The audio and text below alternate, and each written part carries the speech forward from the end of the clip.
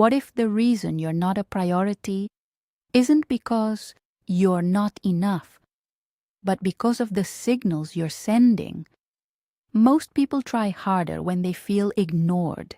They text more, they explain more, they accommodate more, and ironically, that's exactly what pushes them further down the list. If you've ever felt like the backup plan instead of the first choice, this is for you. Before we go deeper, subscribe and like this video. If you value practical psychology, emotional strength, and strategies rooted in self-respect, not manipulation, you're going to want to stay until the end. These aren't games. These are boundary shifts that change how people respond to you. And tell me in the comments, have you ever felt like you were always the one making the effort in a relationship? What did you do? Push harder or pull back? I want to hear your experience before we dive in. 9. Powerful psychological strategies. Apply these tips and you will get priority. I say that up front because you deserve to know there are practical things you can do when someone keeps making you feel like an option instead of a priority. That said, I want to be clear. These strategies increase the likelihood that someone will treat you with more care and investment, but they are not guarantees. People respond differently, and context matters. Use these tools as boundary work and self-respect, not as manipulation. I'm a relationship therapist, and I've seen these patterns again and again. One person is always available, always the one to reach out, always the one to rearrange plans. Over time, that availability becomes an expectation, and the other person invests less. The result is pain, confusion, and the feeling that you're always last on the list. What we'll do here is change the signals you send so your value becomes clearer and you either get more priority or you get honest clarity about whether the relationship is worth your time. Why does this happen? 2 simple mechanisms are usually at work. First, constant availability signals low opportunity cost. If someone is always there, others don't need to put in effort. Second, people tend to value what they invest in: time, planning, emotional effort. The psychological levers we'll tap are scarcity, not to be confused with cruelty; reciprocity, people match the effort they perceive; boundary signaling, showing you won't accept disrespect; and emotional independence, you don't outsource your happiness. Keep those ideas in mind as we go through each step. 1. Stop initiating communication. Why? Initiating repeatedly tells the other person that contact is effortless for you. When someone always texts first, calls first, or creates plans constantly, it reduces the urgency or perceived need for them to step up. How to do it? Choose a clear, short trial. Try not initiating messages for 1 week. Let calls go to voicemail unless it's important. If they reach out, respond kindly but without over-explaining your absence. Example, if you usually text good morning every day, pause that routine for 7 days. Notice whether they start the habit of checking in. Actionable microstep. Set a reminder on your phone for day 1 and day 7 to review what changed. 2. Avoid always being available. Quality over quantity. Why? Availability is a signal of your time's value. People tend to prioritize what requires effort. If you're free at a moment's notice, your time is perceived as lower cost. How to do it? Start scheduling your life visibly. Block an evening for yourself. Say yes to plans with friends, take a class, or book a regular workout. When they ask for time and it conflicts, practice saying, "I can't make it tonight. How about Friday?" without guilt. Example, you get an unexpected invitation to meet, and you say, "I have plans tonight," and follow through. Over time, showing you have a life outside of them shifts how they weigh your time. Actionable micro step. Commit to 2 non-negotiable activities this week. Write them on your calendar and don't cancel. 3. Maintain some mystery. Avoid oversharing. Why? Too much transparency too quickly removes curiosity. Curiosity fuels attention. When everything is known, there's nothing left to discover. How to do it? Share selectively. When asked about your day, give interesting highlights rather than a minute-by-minute account. Save personal reflections for moments of reciprocal vulnerability. Example: instead of narrating every emotion after a rough meeting, say, "Work was full of surprises today. More on that later." And then wait to share more when they genuinely ask.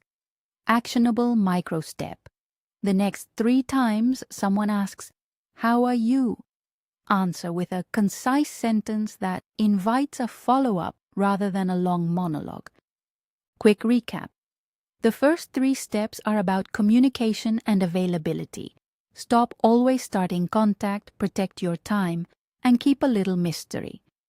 These are simple shifts in the signals you send, and signals are how others learn what to expect. 4. Allow them to invest in you. Why? Investment breeds value. When someone plans, sacrifices time, or puts in emotional effort, they naturally value that relationship more. How to do it? Create small opportunities for them to show effort. Invite them to join you for something that requires planning, dinner that needs a reservation, an outing that requires coordination, or suggest an activity where they must show up emotionally, like supporting you at a small event. Example: instead of organizing every group dinner, propose a date where they choose the place and take care of the reservation. See whether they follow through. Actionable micro step. This week, ask them to make one plan for the 2 of you and watch whether they commit. 5. Prioritize your needs. Set and keep non-negotiables. Why? Respecting your boundaries communicates your value. If you interrupt your life repeatedly for someone who doesn't reciprocate, you train them to expect that from you. How to do it? Identify 1 non-negotiable, time with family, sleep, a work obligation, and protect it. Verbally state it when needed. "I need to be home by 10 because I have an early morning." Follow your words with consistent action. Example: if you've told them you need an hour of uninterrupted time in the evening for self-care, enforce that boundary that week even if they push back. Actionable micro step. Pick 1 boundary and practice enforcing it 3 times over the next 7 days. 6. Don't center your life on them. Why? Independence is attractive and healthy. When your life, friendships, hobbies, and rhythms exist without needing someone's permission, they see you as a person with agency and options. How to do it? Reinvest in friendships, hobbies, and routines that light you up. Sign up for a class, meet a friend for coffee, or restart a passion project you shelved. Example: enroll in a pottery or dance class and go alone. Share a few updates, but don't make it about them. Actionable micro step. Allocate 2 hours this week to an activity that's just for you, and don't cancel it for someone else unless there's mutual urgency.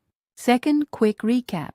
Steps 4 through 6 are about signaling value. Invite investment, prioritize your needs consistently, and build an independent life that can't be easily rearranged. This combination tends to shift how people allocate attention. 7.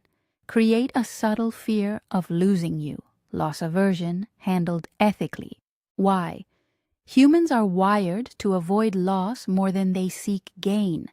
If you become too readily available, there's no perceived loss. A little emotional distance can make the relationship's value clearer. How to do it? Reduce emotional spill and oversharing temporarily. Instead of offering detailed reactions to small slights, allow yourself to step back and observe. This isn't punishment. It's a way to protect your heart and allow the other person to realize what gets paused when you are less present. Example: if you tend to pour your feelings into long late-night conversations, limit those and keep evenings for decompressing alone. If the other person notices and initiates more meaningful contact, that's informative. Actionable microstep. For 2 weeks, limit deep emotional conversations to scheduled times rather than ad hoc nightly debriefs. 8. Create your own happiness. Develop emotional independence. Why? People who are fulfilled from within are less anxious about relationship fluctuations and appear more stable and attractive. You no longer make someone your entire emotional ecosystem. How to do it? Build small rituals that bring you joy independent of them. A morning walk, a Sunday ritual, creative time.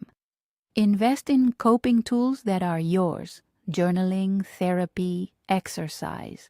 Example: start a small ritual, tea and 20 minutes of reading in the morning, and keep it. Over time, this reduces reactivity to relationship ups and downs and frees you to make clearer choices. Actionable microstep. Choose one daily joy practice and do it every day for the next 14 days. 9.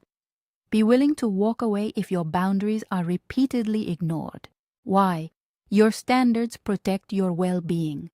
Being willing to leave is not about punishment. It's about choosing environments and people that respect your time and heart. How to do it? Decide in advance what repeated boundary violations look like and what you'll do if they happen. Create a support plan, friends to call, activities to lean into, practical steps to give you traction if you need distance. Example: if someone consistently cancels plans last minute or refuses to meet your agreed boundaries, have a clear script. I've tried communicating this several times. I need us to change, or I can't keep investing the same way. Follow up with action if nothing changes. Actionable microstep.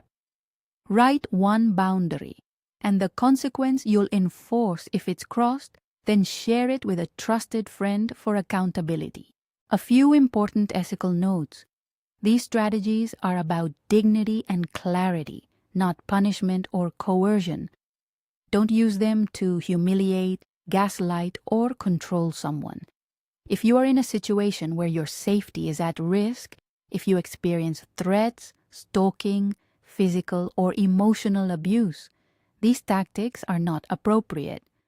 Reach out to local support services or trusted professionals who can help you plan for safety. If you struggle with intense anxiety about being alone or notice that these moves trigger overwhelming distress, consider seeking support from a therapist so you can do this work with guidance. A few practical do's and don'ts to wrap these strategies into everyday life. Do be consistent. Inconsistency sends mixed messages. Do communicate when it matters. Clear statements beat guessing games. Do keep your inner life private until trust and reciprocity build. Don't lie about your whereabouts or invent stories to manipulate. Don't publicly shame or try to force change through humiliation. Don't confuse healthy boundary setting with punitive silence. If your aim is mutual health, be willing to explain your needs clearly at the right time. Let me give you a short composite vignette so this feels concrete. Imagine Sarah always texted first, planned every date, and canceled other plans for her partner. She felt invisible and exhausted. She tried a 7-day initiation pause, started a pottery class on Tuesday nights, and told her partner she needed Sunday mornings for family. Her partner initially noticed less availability and asked what changed. Because Sarah had created visible opportunities for investment, asking him to choose a weekend activity, he stepped up on one plan. Over a month, his effort increased, and Sarah felt more seen. In another scenario, if her partner had not responded differently after this consistent boundary work, Sarah would have had clarity to choose whether that relationship aligned with her standards. Either outcome is progress, increased priority, or honest clarity. Summary: these 9 steps form a sequence of practical moves you can try this week. Stop initiating contact, avoid constant availability, maintain mystery, allow investment, prioritize your needs, don't center your life on them, create subtle distance to highlight loss, cultivate your own happiness, and be prepared to walk away if boundaries are ignored. The core principle is simple. Value yourself first, signal that value clearly, invite reciprocal investment, and preserve your standards. When you do that, people either match your care or reveal they won't, and both are valuable truths. Which of these 9 will you try first? Comment below with one step you're committing to this week. If this helped, like the video and subscribe for more practical relationship guidance. You deserve to be a priority in your own life. And when you start treating yourself that way, others begin to follow.